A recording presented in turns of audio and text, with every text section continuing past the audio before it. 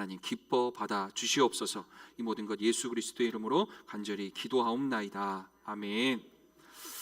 오늘 하나님 말씀 우리가 히브리서 11장 35절부터 40절까지 말씀을 우리가 함께 보았습니다. 오늘은 주보에 나와 있는 것처럼 사순절 네 번째 주일이기도 합니다만 오늘은 총회에서 함께 지정한 순교자 기념 주일이기도 합니다. 그래서 오늘 순교에 대한 부분도 함께 좀 생각해 볼 수 있는 시간, 그것이 현대에게 있어서 우리들에게 있어서의 순교란 어떤 의미일까 한번 생각해 볼 수 있었으면 좋겠습니다. 1999년도에요. 1999년도에 미국 콜로라도의 한 고등학교에서 정말 세상을 정말 모두 깜짝 놀라게 한 사건이 있었습니다. 총기 난사 사건이었죠. 교실에 총성이 울려 퍼지고 학생들이 인질로 잡힙니다. 이제 그 가해자들, 그 범인들은 이제 무신론자들이었고 안티크리스찬이라고 여겨졌었던 사람들이에요. 그러니까 그리스도인들에 대한 적개심이 있었고 예수를 믿는 이들에 대한 핍박, 그런 무신론자들의 그런 불평과 그런 불만이 가득 찬 사람이었는데, 그 중에 한 이제 범인이 17세 소녀였던, 이름이 이제 캐시 버넬이라고 하는 사람이었는데, 이 친구와 앞에 가서 이제 머리에 총구를 대고 묻습니다. 너 하나님 믿냐? 그러면 대답을 듣기를 원했었던 그 대답은 뭡니까? 아니요, 안 믿어요, 그런 거 없어요 라고 하는 것을 듣고 싶어 했을 거고, 충분히 모든 사람들이 그 답을 짐작했기에 충분히 부정할 수 있지 않았겠는가 싶습니다. 그러나 그 캐시 버넬은 두려움 없이 명확하게 얘기합니다. 나는 하나님을 믿습니다. 다시 한 번 더 묻습니다. 너 그러다 죽는다. 너 하나님 진짜로 믿냐? 라고 물었을 때 다시 한 번 분명하고도 명확하게 얘기합니다. 나는 하나님을 믿습니다. 캐시 버넬의 마지막 말이었습니다. 그리고 총성이 울려 퍼지고 그녀는 많은 이들의 가슴 속에 강력한 믿음의 씨앗이 되어졌습니다. 한국 기독교 역사 가운데서도 이런 믿음의 씨앗을 심은 이들이 있었습니다. 구한말입니다. 천주교가 제일 먼저 우리 한반도 땅에 들어와서 예수교에 속해져 있던 가톨릭 신부들이 그리스도교를 전했습니다. 그리고 우리 믿음의 선조들은 천주교인이 되어져서 믿음을 고백하며 예배할 공동체로 나아갔었습니다. 그런데 1866년 너무나 잘 아는 병인박해가 발생이 되어지죠. 당시에 흥선대원군은 쇄국정책이라고 하는 걸 펼쳤죠. 외국에서, 타지에서 들어오는 어떠한 문물과 어떤 사상들, 이런 것에 대한 박해를 굉장히 심각하게 차단했었죠. 천주교인들이 붙잡혔습니다. 그리고 묻습니다. 너 예수를 믿냐? 너 그리스도교인이냐? 나는 하나님을 믿습니다. 무수히 많은 천주교인들이 학살당했습니다. 그것이 우리가 익히 아는 1866년도 구한말에 발생됐었던 병인박해 사건입니다. 시간이 좀 흘러서 일제강점기가 되었습니다. 일제강점기, 민족과 신앙을 일치했었던 우리 믿음의 선조들은 지금 불의한 이 제국의 칼과 총 앞에서 나는 도저히 이것을 목도할 수 없습니다. 하나님은 우리에게 자유와 하나님은 우리에게 정의를 허락하셨습니다.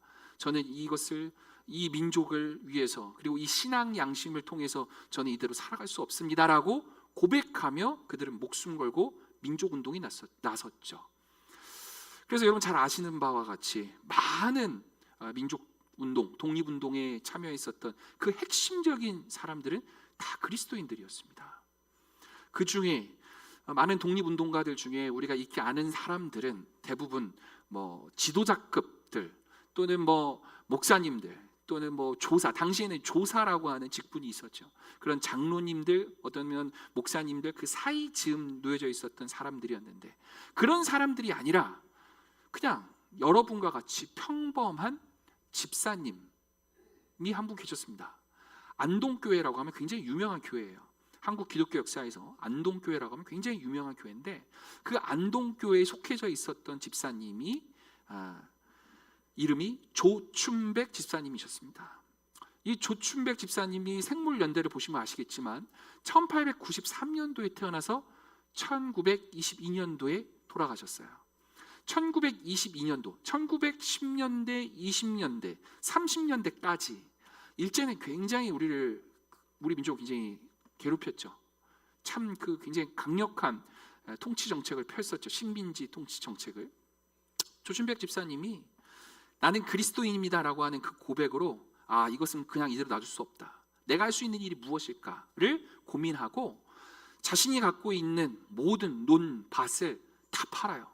그리고 독립운동에 이 돈을 사용해 주십시오라고 헌금합니다. 그리고 1919년 3.1운동에 이어져서 안동에도 굉장히 거센 민족운동, 만세운동이 펼쳐지게 되어집니다. 그 일에 이 조춘백, 평신도였던 조춘백 집사님이 굉장히 적극적으로 나서요. 아시지만 3.1운동은 실패했습니다. 순수했죠. 그냥 만세운동하면 다 될 줄 알았죠. 그러나 실패했습니다. 많은 이들이 이 사건으로 말미암아 목숨을 잃게 되어지는데, 조춘백 집사님도 이것에 연루되어져서 모진 고문을 받고 결국에는 그 고문으로 인한 죽음을 맞이하게 되어집니다.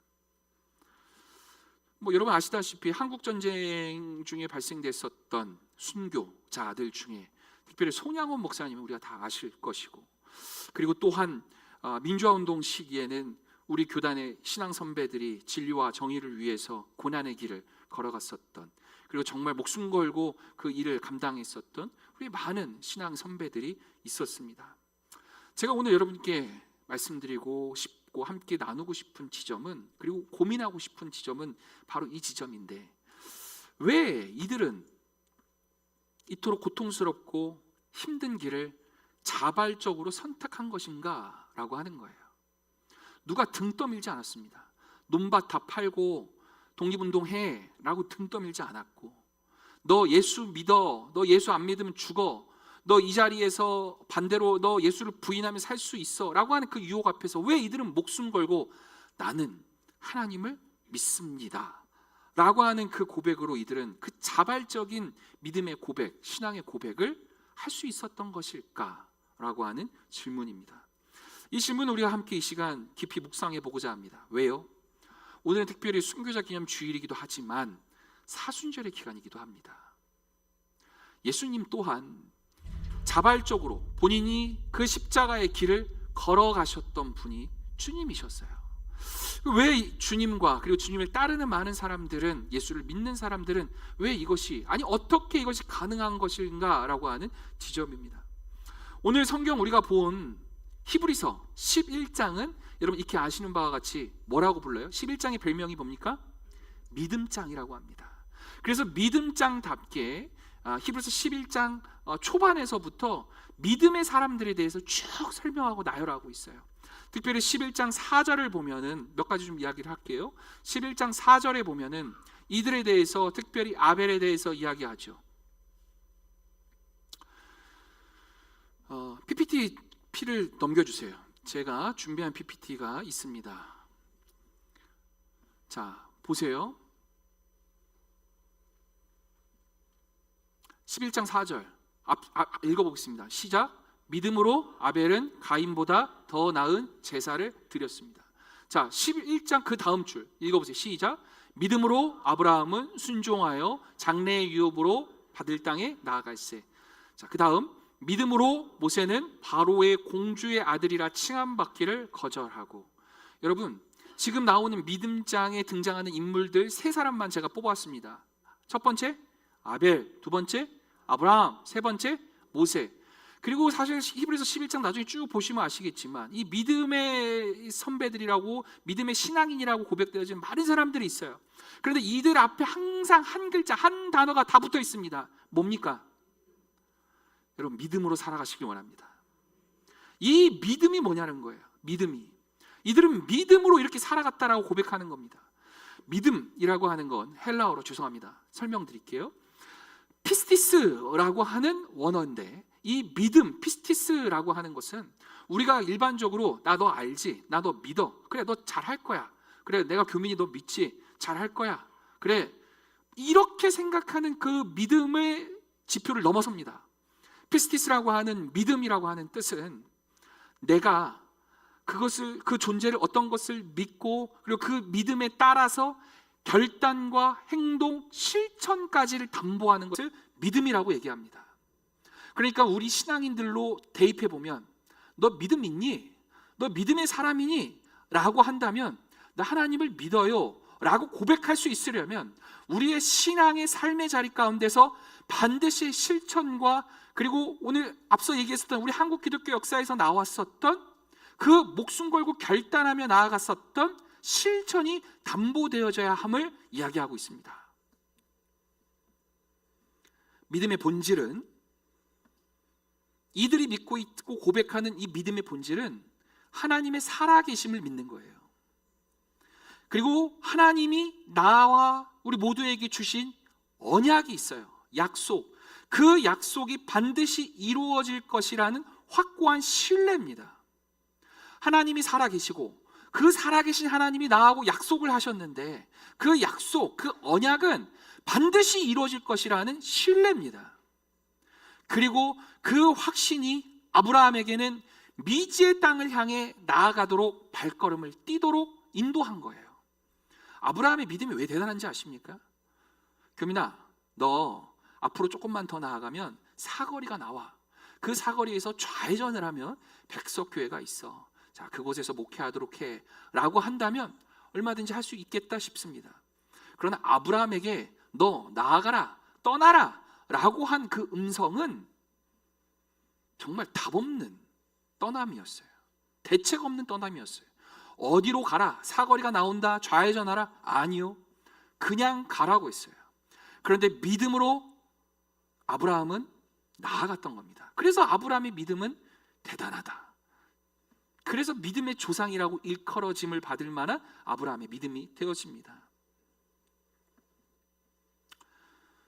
모세에게 있어서는 함께 보시면 아시겠지만 믿음으로 모세는 바로의 공주의 아들이라 칭함받기를 거절하는 힘이 되어졌습니다. 얼마나 큰 유혹이었을까요? 여러분, 왕족이 되는 거예요. 왕족으로서 살아갈 수 있는 유혹 가운데 모세는 아니요, 저는 공주의 아들로 살아가는 것이 아닙니다. 저에게 있어서는 그러한 것이 필요치 않습니다. 저에게는 하나님이 주신 사명, 그것을 감당해야 할, 우리 민족을 하나님께로 이끌어야 할 그 사명이 나에게 있는 사람입니다. 그것을 가능하게 했었던 것이 바로 무엇이다? 믿음이었다라고 하는 사실이에요. 여러분의 삶에서 여러분들의 신앙 마음 가운데 이 믿음이 있습니까? 조금 더 풀어서 말씀드리면 하나님이 살아계심을 믿으십니까? 그 살아계신 하나님이 나와 그리고 우리 가족과 우리 온 우주를 구원하시겠다라고 했던 구원의 약속이 있습니다. 여러분, 그 구원의 약속을 믿고 살아가시냐 이 말이에요. 그 신뢰를 가지고 하나님께서 명하시고 말씀하신 그 길을 따라 살아가게 되어지면 우리에게 하나님이 주시는 축복을 내가 누리며 살아가고 있습니다라고 하는 그 약속, 여러분 그거 믿고 살아가시냐 이 말입니다. 그 믿음이 있으면, 그 믿음이 나에게 정말로 있으면 여러분들의 삶 속에서, 우리의 삶 속에서 우리를 움직이게 하는 힘이 되어진다는 사실입니다. 그래서 여러분 질문 드립니다. 여러분들의 삶 속에서 지금 무엇을 움직이게끔 하고 있습니까? 여러분들이 믿음이 있는 신앙인이라면 이 믿음은 반드시 움직이게끔 합니다. 이 믿음은 우리에게 있어서의 삶을 추동하게끔 하는 가장 강력한 성령의 능력입니다.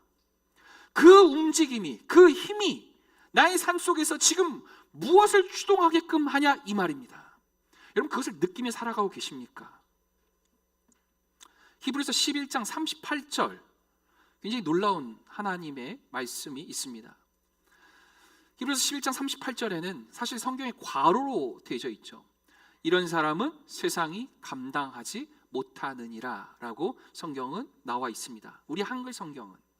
그러나 제가 작게 원어로 써 있지만, 헬라어 원어로 작게 써놨지만, 이것을 직역하면 사실 우리에게 더 큰 은혜가 되어집니다. 같이 함께 읽겠습니다. 시작. 세상은 그들을 감당할 자격이 없었다. 여러분, 이게 엄청난 은혜가 되어지는 게 뭐냐면, 믿음으로 세상을 살아가는 사람들, 이 사람들은 세상이 품지 못한다는 얘기예요. 이게 왜 은혜가 되는지 아십니까? 우리가 믿음 생활하며 살아갈 때에 우리에게 고난이 오고요, 우리에게 힘듦이 오고, 우리에게 여러 가지 어려움들이, 그리고 부딪힘이, 아니 때로는 다툼까지도 우리에게 찾아옵니다. 그건 당연한 거예요. 그건 당연한 겁니다. 오늘 말씀을 근거해 보면 당연한 거예요. 왜? 그 세상은 우리 믿음의 사람들을 감당할 자격이 없고 품을 수가 없습니다. 왜 그런 줄 아십니까? 믿음에 있는 사람들, 하나님의 사람들은 무엇을 품고 살아갑니까? 예수 그리스도, 하나님을 품고 살아가요. 하나님을 품고 살아간다라고 하는 건 영원함을 품고 살아간다는 사람들이에요.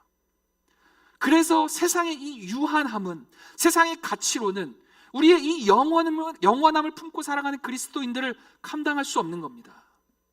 믿음의 사람들은 더 깊습니다. 더 무겁습니다. 더 진지합니다. 따라서 이들의 세상의 가치와 이 세상의 눈으로 바라봤을 때는 품을 수가 없게 되어지는 거예요.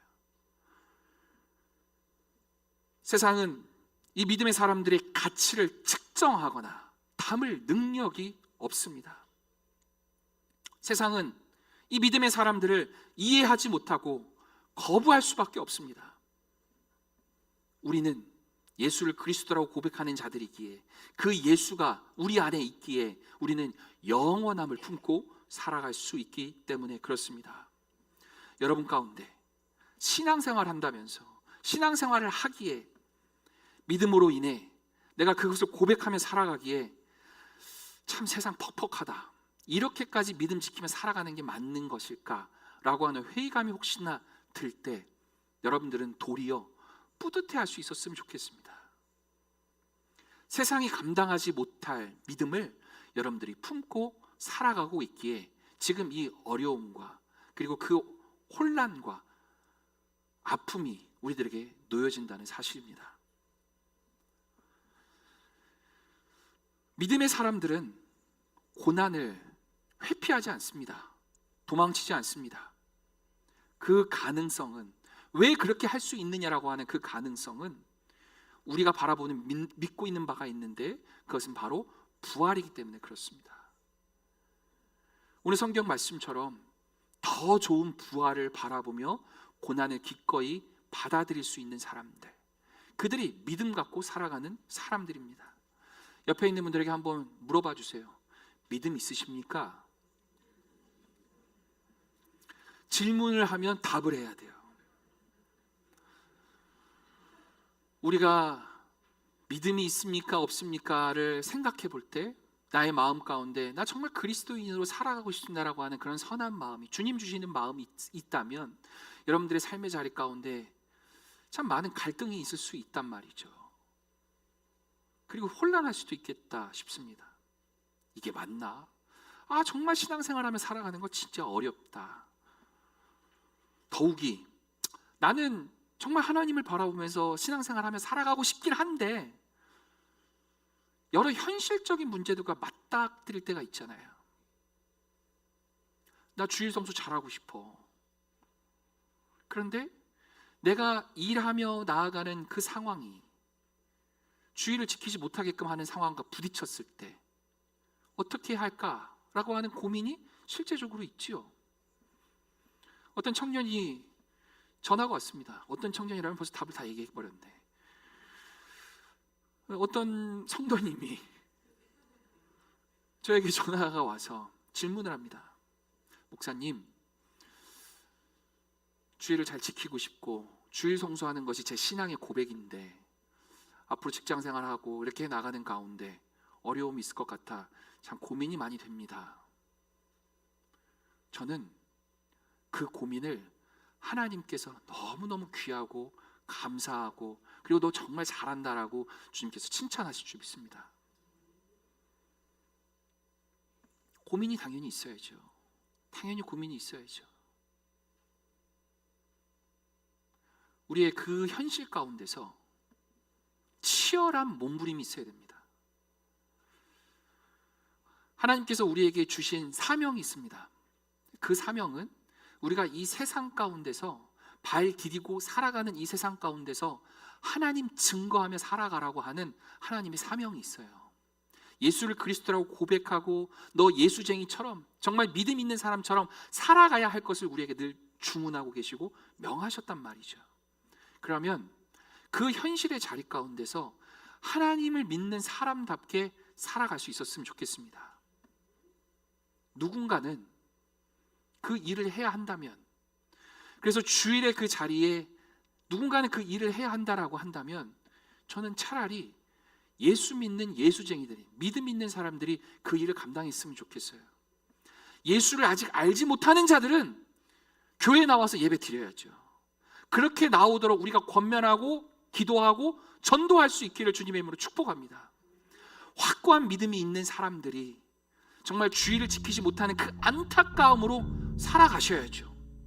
그리고 기도해야죠. 하나님, 여건과 환경이 좀 된다면 정말 하나님께 영광 올려드리며 예배드리는 삶을 더 많이 하고 싶습니다 라고 하는 그 몸부림치는 마음, 그 애달른 마음이 있어야죠.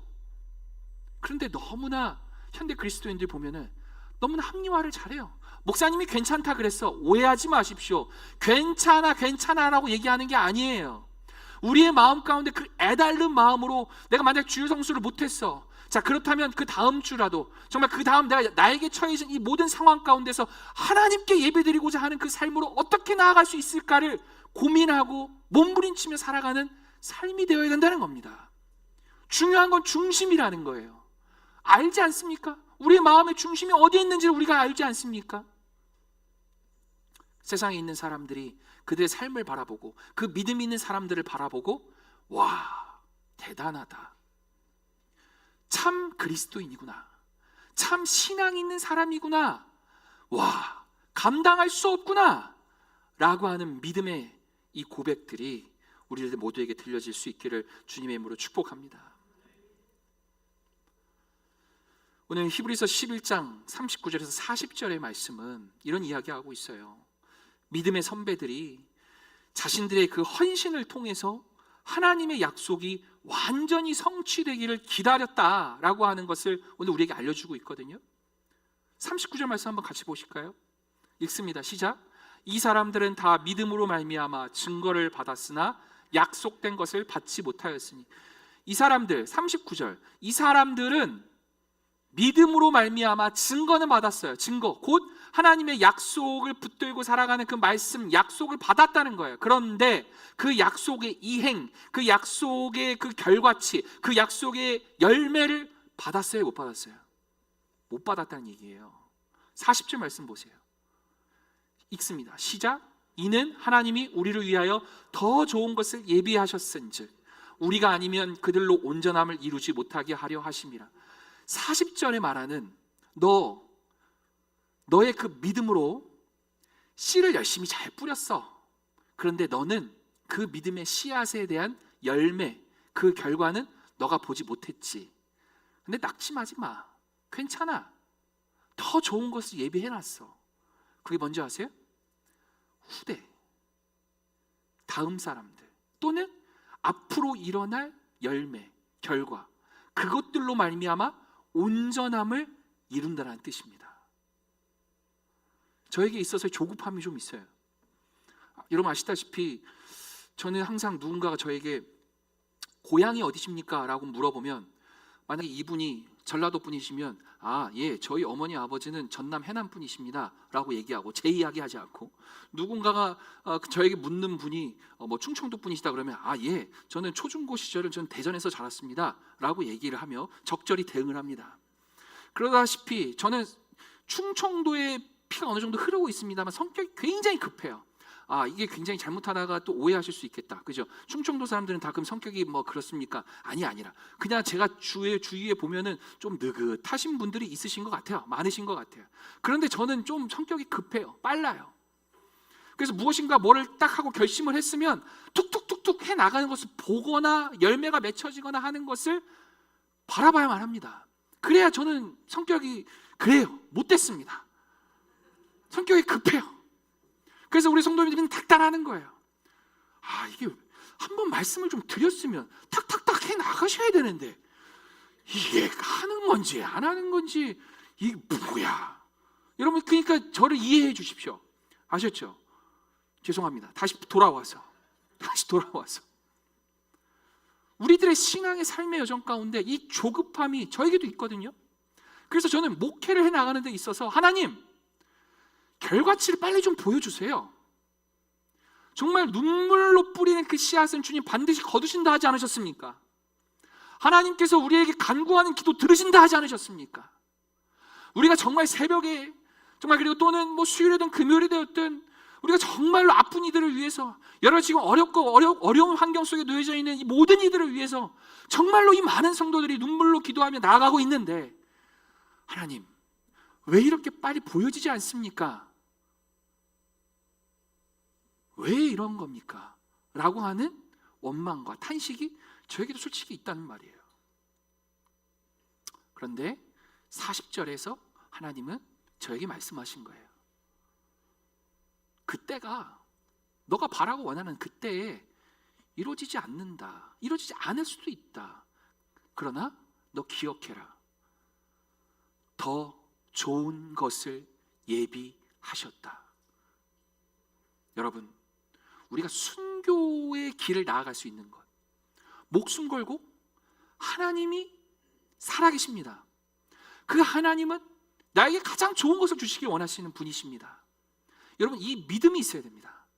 이 믿음으로 말미암아 우리에게 더 좋은 것을 예비하고 계시고 주시는 분이시다라는 그 믿음으로 말미암아 여러분 살아가실 수 있길 원합니다. 그러면 지금 당장 나에게 놓여져 있는 많은 기도의 제목들이, 아니 우리의 자녀들을 위해서 기도하는 제목이 있죠. 우리의 가정 구성원들을 위해서 기도하는 제목들이 있죠. 하나님, 예배를 나오게 하여 주옵소서, 예수를 믿고 살아가게 하여 주옵소서, 많은 기도의 제목들이 있단 말이에요. 그런데 그것이 이루어지지 않음으로 인해서, 지금 내 앞에서 펼쳐지지 않음으로 인해서 우리 교회가 조금 더 부흥되어지길 원합니다. 하나님, 왜 이렇게 근데 성도들이 안 모입니까? 나는 그 기도의 제목을 놓고 기도하는데 저희 때 이루어지지 않는다 할지라도 하나님은 저에게 말씀하십니다. 더 좋은 것을 예비하셨은즉 포기하지 말고 끊임없이 기도하고 그 하나님의 신뢰함으로 믿음으로 나아가라.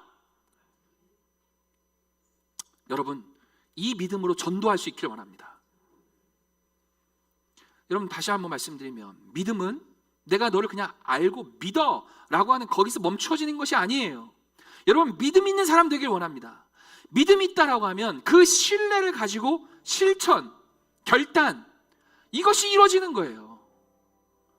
여러분, 믿음 있으십니까? 여러분들의 믿음을 테스트하기 위해서 누군가가 여러분의 목에 대고 칼을 대고 여러분들의 머리에 총을 대고 너 하나님 믿니? 안 합니다. 현대 시대에 있어서 여러분들에게 그렇게 안 하고 있다고요. 지금은 여러분들은 어찌 보면 정말 목숨 걸고 순교를 감당하며 나아가는 선교사들보다 편하게 신앙생활을 하고 있지 않습니까? 저에게도 마찬가지예요. 그런데 우리들에게 이 삶의 자리에서 순교의 테스트가 우리에게 늘 놓여집니다. 그 순교를 하면 뭔지 아십니까? 나를 죽일 수 있느냐라는 거예요. 나를 죽일 수 있느냐? 세상의 가치에 쩌들어 있는 나를 죽이고 하나님을 신뢰하고 나아갈 수 있느냐? 그 앞에, 그 결단 앞에서 나는 믿습니다. 나는 하나님을 믿습니다. 나는 예수를 믿습니다. 세상의 논리가 아니에요. 자본의 논리가 아니에요. 그 것들을 초월하는 영원함이 나에게 있기에, 그 예수를 붙잡을 수 있기에 나는 살아갑니다. 야, 이 바보야, 이렇게 살아가면, 너 이렇게 하면은 너 손해보고 거지 돼. 제가 하나 분명히 말씀드릴게요. 거지 돼도 좋습니다. 거지 되면 왜 안 됩니까? 여러분, 하나님 믿는다면서요. 예수를 믿는다면서요. 하나님 믿는 사람들은 내가 거지가 되어도 우리에게 주어진, 하나님이 우리에게 주신 그 하나님의 놀라운 축복이 뭐예요? 영원함이에요. 여러분, 이 영원함을 붙드시고 살아가십시오. 그리고 설사 여러분들의 헌신을 하나님께서 보시면서 이 땅 가운데서 정말 그렇게 척박하고 어렵게 살아가도록 주님께서 놔두실까요? 저는 그렇게 생각하지 않습니다. 그렇게 살아갈 수도 있다고 생각해요. 그러나 하나님은 우리에게 영원함을 허락하시면서 우리가 축복의 통로로서, 하나님 나라가 이루어질 통로로서 하나님께서 우리에게 물질도 주시고 하나님께서 우리에게 병치유도 주시고 여러 가지 많은 것을 허락하실 줄 믿습니다. 그걸 믿어야 되는 거예요. 근데 이 믿음이 없이 나를 믿고 세상의 논리를 믿고 나의 생각과 나의 지혜를 믿고 세상의 여러 사람들의 의견을 종합해서 이게 맞는 것 같아, 그거를 아이들에게도 가르치며 살아가는 사람들, 그 사람들이 과연 정말 믿음 있는 사람들이라고 말할 수 있겠습니까? 그런 사람들 머리 앞에 총을 겨누고 너 하나님 믿냐?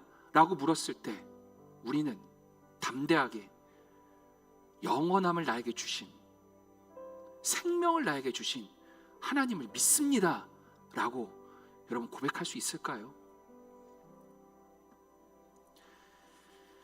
오늘 40절에 얘기했었던 믿음의 사람들, 자신이 받은 이 약속을 직접 보지 못했어요. 그러나 이들은 믿음으로 그 약속을 붙잡았으며 그들의 삶 속에서 나온 그 헌신, 그리고 그들의 사랑, 그것은 바로 우리를 향한 귀한 씨앗이 되었고 하나님의 온전하고 완전한 축복을 우리가 경험할 수 있도록 믿음의 이 길이 우리에게까지 펼쳐지게 되어졌다는 사실을 기억하셨으면 좋겠습니다. 여러분 자녀들에게, 그리고 우리의 다음에 펼쳐질 우리의 길을 여러분 생각해 보셨으면 좋겠습니다. 그 길을 여러분들이 닦아야 되는 거예요. 그게 믿음의 길이에요. 믿음의 길. 한순간에 뚝딱 되지 않습니다. 절대 그렇지 않아요. 믿음의 길을 하나씩 하나씩, 한 발자국씩 한 발자국씩 나아가야만 합니다. 그럴 때 하나님은 더 좋은 것을 예비하고 계신 그 길로 우리가 나아갈 수 있다는 거예요. 성도 여러분,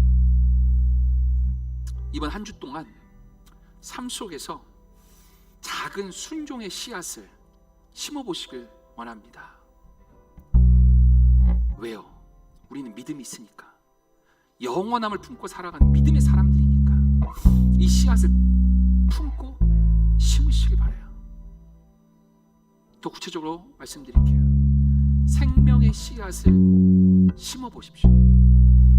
생명의 씨앗이 뭘까요? 전도하는 거예요. 교회를 성장시키기 위함이 아닙니다. 순종입니다. 하나님의 말씀에 순종하는 첫 걸음이에요. 더 좋은 것을 예비하신 그 하나님을 믿기에 나에게 주어진 사명을 감당하기에 말씀과 복음을, 그리고 교회로의 인도함을 전할 수 있는 힘이 생기는 거예요. 믿음의 씨앗을 전도함으로 나아갈 수 있길 원합니다. 생명을 살리는 일에 적극 참여할 수 있길 바랍니다. 가정 구성원에서부터 시작해서 주변의 이웃들, 만나는 모든 사람에게 복음을 전하십시오. 교회로 인도할 수 있도록 교회를 잘 안내해 주십시오. 백석교회는 너무 멀어요. 가까운 교회 안내해 주세요. 혹시 압니까? 아니, 그 너네 교회 가보고 싶어. 옳다구니 안내해 주세요. 함께 신앙생활 할 수 있었으면 좋겠습니다. 여러분이 믿음으로 이 씨앗을 심고 믿음으로 거두는 그 놀라운 축복이 우리에게 있기를 원합니다. 세상이 감당할 수 없는 믿음, 이 믿음으로 오늘을 살아가실 수 있기를 주님의